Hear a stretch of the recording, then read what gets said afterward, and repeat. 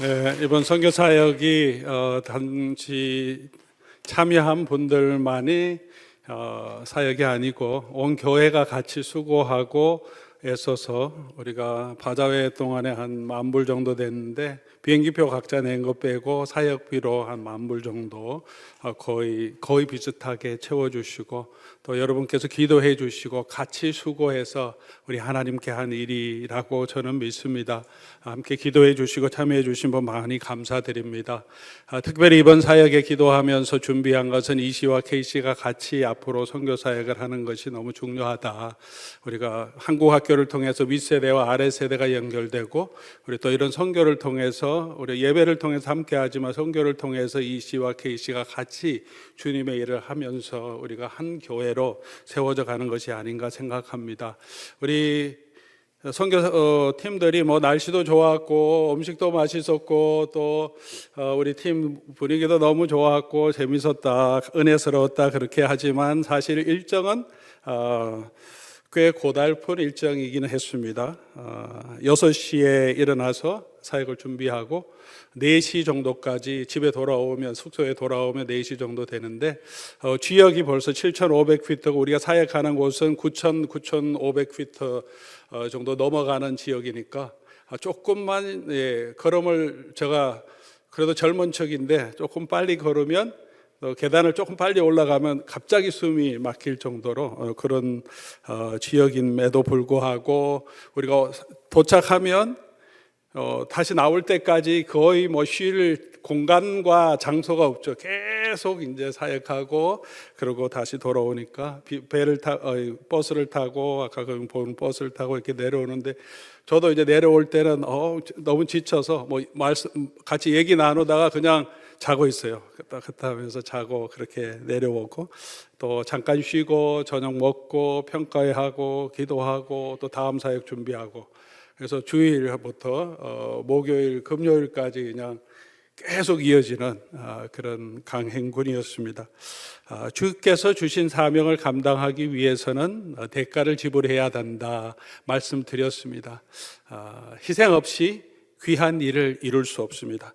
그러나 주께서 부르신 그 사명을 감당할 때 그 삶이 고난의 삶만은 아니고 희생의 삶만은 아니라는 것을 예수님께서 분명히 말씀을 통해서 약속해 주셨습니다.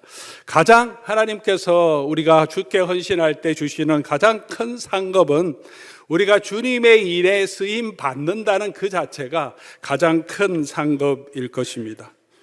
고생하고 수고했지만 여기 권사님도 계시고 우리 젊은 청년들도 있지만 생고생했다 이렇게 생각하는 분은 아무도 없을 겁니다. 참 하나님이 사용하시는 일에 나 같은 사람을 하나님께서 사용해 주셨구나 하는 그런 감동이 우리에게 있습니다. 나의 개인적인 일을 넘어서서 주께서 주시는 사명을 가지고 교회의 부름을 받고 그 일에 헌신할 때 참여하는 자의 하나님이 주시는 그 기쁨과 감동이 있습니다. 이 세상에서도 자기를 섬기고 자기가 섬기는 주군 또 자기가 섬기는 리더에게 자기의 목숨을 바치는 사람도 있습니다. 전쟁에 나가서 우리 리더를 위해서 장군을 위해서 또는 국가를 위해서 자기 생명을 다 드려도 함께 죽어도 그것을 영광스럽게 생각하는 사람이 있습니다. It is my honor to serve you and to fight along with you. 그렇게 말하면서 자기 생명을 다하는 사람들이 있습니다. 대통령 비서실장 캐비넷 멤버가 된 사람도 그 자체를 너무나 영광스럽게 생각합니다. 그 지위나 그 샐러리가 좋은 것이 아니라 그냥 자기가 쓰임 받고 뽑혔다는 것, 귀한 일에 뽑혀서 쓰임 받는다는 것 자체로 굉장한 영광으로 생각합니다. 사도 바울은 고린도전서 4장 1절 이렇게 고백합니다. 사람이 마땅히 우리를 그리스도의 일꾼이요 하나님의 비밀을 맡은 자로 여길지어다 라고 자기를 소개합니다. 자기와 동역자를 소개합니다. 이 고린도 교회는 사도 바울의 사도성에 대해서 공격도 하고 설교에 대해서 비판하고 여러 가지 바울의 마음을 아프게 한 사람들인데, 사도 바울이 그들에게 편지를 쓰면서 내가 어느 정도 식력이 있는지, 어떤 학위가 있는지, 내가 어떤 집안 출신인지, 내가 복음을 위해서 얼마나 헌신했는지 이런 자랑하지 않습니다. 그 백성들, 그 성도들 앞에서 내가 마땅히 그리스도의 일꾼 된 것을, 예수 그리스도의 비밀을 맡은 청직이 된 것을 자기는 자랑하고 있습니다. 여기서 사도 바울이 그리스도의 일꾼이라고 자신을 소개할 때 일꾼이란 단어가 굉장히 의미 있는 단어입니다. 일꾼이라고 할 때, 청직이라고 할 때 다양한 단어들을 헬라어에 사용할 수 있는데, 여기서 사용한 단어는 후페레테스라고 하는 단어인데요. 후페레타스라고 하는 단어인데, 이 단어는 고대 로마 범선 있죠. 돛담배 있고 그 밑에 이제 노를 젓는 노예들이 밑에서 이렇게 노를 젓습니다. 후페레타스라고 하는 것은 언더 로워, 그래서 이 배 밑창에서 거기서 노를 젓는 노예들을 지칭하는 이름이 바로 이 후페레타스예요. 사도 바울이 자기를 예수 그리스도의 언더 로워로 그렇게 고백하고 있는 거예요. 나는 예수님이 이 배 선장이시고 예수님이 가라고 하는 대로 나는 그냥 노 젓는 사람. 근데 그것을 자랑하는 거죠. 노예 중에서도, 고대 로마 제국 시대의 노예 중에서도 다양한 노예가 있지만 가장 비참하고 가장 고된 노예의 직분이 바로 이 언더로. 우리 배너 영화 보셨으면 배너가 잡혀서 이 배에 노 젓는 대로 보내집니다. 가장 어렵고 힘든 곳으로 보내버리는 거죠. 이 언더로어는 북소리에 맞춰서 계속 움직여야 되고 자기 마음대로 갈 수 없고 함께 노를 저어야 합니다. 자기 노만 움직이지 않으면 이 다른 것에 부딪혀서 갈 수가 없습니다. 그러면 그 사람은 또 채찍에 맞게 되겠죠. 자기 생명을 걸어야 합니다. 전쟁에 이겼다고 하더라도 아무도 주목하지 않습니다. 이겼으면 장군에게, 제너럴에게, 선장에게, 군인들에게 영광이 돌아갑니다. 그런데 사도 바울은 그렇게 예수 그리스도의 언더로워, 일꾼 된 것을 자랑합니다. 자기는 예수 그리스도를 위하여 사는 것도 그리스도를 위해서, 죽는 것도 유익하다고 고백합니다. 사랑하는 교회 여러분, 우리가 주를 위해서 봉사하며 하나님이 주신 축복도 감사하지만 그 자체로 우리가 얼마나 큰 영광인지를 우리는 알고 있습니까? 주께서 우리를 불러주신 그 직분이 세상의 그 어떤 명예, 세상의 그 어떤 고위직보다 더 가치 있다고 저와 여러분은 생각하고 있습니까? 교회에서 여러분이 안수 집사된 것, 권사된 것, 장로로 또 목회자로 우리가 임직받아서 성령이 세워주신 그 직분이 세상에서 여러분이 가지고 있는 직장에서의 여러분의 타이틀, 직책보다, 사회적인 지위보다 더 가치 있게 생각합니까? 그 일보다 주님께서 맡겨주신 그 일은 훨씬 더 영광스럽고 존귀한 일이 아니겠습니까? 그 일에 쓰임 받는 것 자체가 하나님께서 우리를 충성되이 여겨서 맡겨주신 것이라고 사도 바울은 고백합니다. 저도 어떨 때는 제가 잘나서 사역하는 것 같이 생각할 때도 있는데, 또 돌아보면 정말 하나님께서 충성되이 여겨서 이 직분을 주시고 또 지금까지 사역하게 해 오셨다는 것을 경험하고 또 고백합니다. 저도 자존심은 엄청 강한데 또 성격은 너무 유약하고, 이 두 가지가 같이 있어서 제 자신이 혼동스러울 때도 있고 함께 저와 일하는 분들이 어려울 때도 있을 겁니다. 남 앞에 서는 것은 너무나 두려워하는 사람임에도 불구하고, 인격적으로, 정서적으로, 여러 가지 육체적으로 부족함에도 불구하고, 그래도 하나님께서 저 같은 사람을 붙들어서, 그래도 하나님께서 능력 주셔서 이곳까지 또 주의 일을 사역하게 하시고, 이 교회를 섬기게 하시고, 선교 사역도 감당하게 하시고, 신학생도 지도하게 하시고, 부족하지만 방송 상담도 하게 하시고, 하나님께서 사용하시는 것이 하나님의 큰 은혜와 영광인 줄 믿습니다. 우리가 이 땅에 와서 거룩한 성도로 부름을 받아서 예수님의 사랑을 알고 주님을 위해 살다가 주님께 쓰임 받으며 주께서 주신 그 사명을 하는 것보다 우리가 더 큰 영광이 어디 있겠습니까? 사랑하는 교회 여러분, 우리에게 주신 이 사명, 우리가 이 직분 주신 것을 감사하며 정말 영광스럽게 주님께서 주신 것 사명 감당해 나가는 저와 여러분 될 수 있기를 바랍니다. 그러나 그 수고만으로 끝나는 것이 아니라 그렇게 예수님의 복음을 위해서 섬기고 수고한 사람들에게 예수님께서는 이 땅에서도 여러 배, 100배나 축복해 주신다고 약속해 주셨습니다.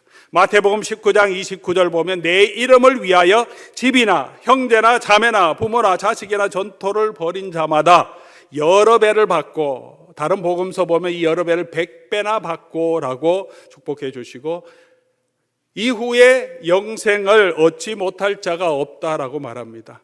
천국에서뿐만 아니라 이 땅에서도 우리가 주를 위해서, 정말 복음을 위해서 헌신한 사람들은 하나님께서 책임져 주시고 갚아주신다는 거죠. 물질적으로도 부족하지 않게 하시고, 넉넉하게 정말 부자가 되는 것을 아닐지라도 필요한 것들, 먹고 마시는 것을 공급해 주신 것을 아마 주의 일을 하고 헌신하는 모든 분들은 경험하는 간증이실 것입니다.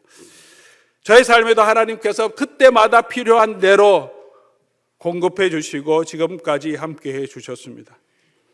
우리가 이 땅에서 아무리 뭘 더 가지려고 해도, 더 높이 올라가려고 해도 우리가 가지려고 한다고 해서 가질 수 있는 것은 아니지 않습니까? 우리 물질도, 우리 건강도, 우리가 이루었던 모든 것도 한순간에 다 지나가는 것들, 헛된 것들입니다. 행복한 삶을 살기를 원하지만 진정한 행복은 내가 노력한다고 행복이 우리에게 오는 것이 아니죠. 행복의 파랑새를 아무리 찾아도 찾지 못합니다. 결국은 돌아와서 자기 집 안에, 자기 안에 있는 것.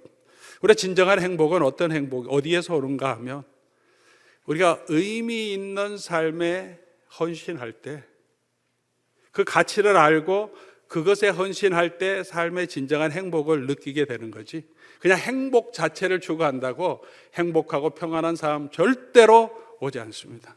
그래서 50이 넘어가면, 인생의 후반전으로 들어가면 이 땅에서 더 많이 가지고 더 높은 곳으로 가려고 했던 사람들이 다 고민하는 게 뭐냐면 이제 의미 있는 삶을 살고 싶다. 더 가지는 것 더 이상, 그 인생이 중요한 게 아니에요. 마지막 때로 가면 갈수록 뭔가 더 의미 있는 삶을 살아가기를 원하는 마음이 모든 사람에게 다 있습니다. 저와 여러분에게는 이미 하나님이 주신 인생의 의미가 있습니다. 사명이 있습니다. 그 사명에 쓰임받도록 하나님 불러주셨고, 그렇게 하나님께 드리는 사람에게 물질이 끊이지 않게 하시고 섬길 수 있는 것을 공급해 주시고, 그렇게 섬기는 사람들은 하나님의 기쁨이 되게 해 주십니다. 물질적으로 갚아주실 것만이 아니라 또한 할 수 있는 힘도 주십니다. 디모데후서 1장 12절 말씀 보면 나를 능하게 하신 그리스도 예수 우리 주께 내가 감사하면 나를 충성되이 여겨 내게 직분을 맡기심이니, 나를 충성되이 여겨주신 것도 감사하고 직분을 주셨는데 그것은 어떻게 할 수 있느냐면 나를 능하게 하신 그리스도 예수로 인하여 우리가 그 일을 할 수 있습니다. 이번 단기선교에 참여했던 한 권사님의 이야기입니다. 해살 태난고 이제 처음에 오리엔테이션 모임을 하면서 위치가 어디냐, 이게 과테말라 시리에서 한참 올라가 4시간 정도 올라가는 그곳은 7,500피트 됩니다. 우리 사역지는 한 9,000피트에서 9,500피트 됩니다 라고 말씀하니까 엄청 걱정을 하셨어요. 빅베어만 가도 자기가 고산증이 있어서 어지러운데 여기 가서 어떻게 사역할까 굉장히 많이 걱정하셔서 권사님 이제 첫 모임 끝나고 이제 나는 못 가겠다, 그렇게 할 수도 있지 않을까 걱정했던데 권사님 어떡하지 그러더니 고산증 약을 준비해 주십니까? 그렇게 우리가 팀 다 고산증 약 준비하고 갑니다 그랬더니 약 먹고 가겠다는 거죠. 드랍하지 않으시고. 그리고 이제 스케줄을 딱 보니까 아침 5시 반, 6시 기상이에요. 저녁까지 해야 돼요. 아침에 그렇게 일어나야 되니까 1시간 차이 나니까 한 5시에 일어나는 시간인데, 본인은 원래 늦게 자고 또 아침에 늦게 일어나는 그런 생활 패턴을 가지고 있어 어떻게 일어날까? 이거는 이제 선교지에 가서 이렇게 말씀 나누다가 말씀하시는데 자기가 걱정이 돼서 몇 주 전부터 아침에 6시에 일어나는 훈련을 하셨대요. 그래서 스케줄 바꿔서 늦게 앉아 6시에 일어나, 6시에 일어나면 거긴 5시니까. 그래서 실제로 5시 반 되면 벌써 일어나서 음식 준비하시고 사역하는 동안에도 고산증 약은 드셨다고 하지만 다른 사람들은 저도 지쳐갖고 돌아올 때는 막 잠에 빠지는데 제가 이렇게 보면 얼굴이 아직 생생하시고 막 즐겁게 계속 얘기하세요. 돌아서 병 나실 줄 알았는데 병도 안 나시고. 우리가 주의 일을 위해서 헌신하고 드리겠다고 마음을 가지고 준비하면 하나님께서 붙들어서 사용하게 하신다는 거죠. 그 능력을 경험할 때 우리가 담대하게 될 수 있습니다. 드리지 않으면 하나님이 하시는 역사를 경험할 수가 없습니다. 그렇게 동일하게 하나님께서는 우리와 함께 하시며 동행하심을 보여주십니다. 이보다 더 놀라운 축복이 어디 있겠습니까? 사도 바울이 2차 로마에 투옥되어서 마지막 자기의 인생의 마지막을 정리하면서 기록한 것이 디모데후서인데, 디모데후서 4장 17절에 이렇게 말합니다. 주께서 내 곁에 서서 나를 강건케 하시면, 감옥에 갇혀서 이제 마지막 처형되는 날을 기다리는데 주께서 내 옆에 서서 나를 강건하게 하신다라고 고백합니다. 우리가 언제 주님의 임재를 가장 강력하게 느끼게 되는지 아십니까? 여러분, 언제 주님께서 여러분과 함께 하심을 가장 강력하게, 절실하게 성령께서 은혜를 베풀어 주시고 느끼게 하십니까? 내가 편안하고 안전하고 그냥 집에서 너무 좋다 그러고 있을 때 성령께서 이곳에 임하시구나, 보통 그렇게 느껴지지 않습니다. 주의 일을 위해서 내가 부족하지만 내 한계를 넘어서 하나님께 내가 헌신하겠다고 결심할 때, 그때 성령께서 우리 가운데 함께 하시면서 우리에게 위로를 주십니다. 저는 1991년에 선교를 헌신했습니다. 한인 세계 선교 대회에 참여해서 그전에도 관심 많이 갖고 기도했지만 실제적으로 제가 입술을 들어서 하나님, 제가 선교를 위해서 헌신하겠습니다 결정한 시간이 그때입니다. 마지막 시간에 결정하는데, 그렇게 이 세상에서 제가 공부하는 거, 미국에서 잘 사는 거, 모든 거 다 그냥 내려놓고 이름도 없이 빛도 없이 감사하며 어느 곳에 있든지 아무도 알아주지 않더라도 그곳에서 복음을 위하여 부르시는 곳에 가겠습니다. 간 것도 아닙니다. 여전히 학생이었고 대학교 3학년이었고 간 것도 아니고 아무것도 한 것도 없는데 그렇게 고백하는데 성령께서 임재하시는 정말 강한 감동과 임재를 느끼며 성령이 주시는 힘을 느꼈습니다. 그 힘으로 지금도 계속 저는 선교에 대한 마음이 있고 또 열정이 있습니다. 우리가 어렵고 힘들 때, 우리 한계를 넘어서서 우리 하나님께 우리 자신을 드릴 때, 그때 하나님께서 곁에 서서 도우심을 가장 간절하게 또 확실하게 느끼게 하십니다. 힘들지만 용서하기 힘든 사람을 용서하겠다고 내가 선포할 때, 너무 힘들지만 그 사람 내가 용서하겠습니다 선포하면 성령께서 우리의 마음에 주시는 위로와 그리고 우리에게 주시는 은혜가 있습니다.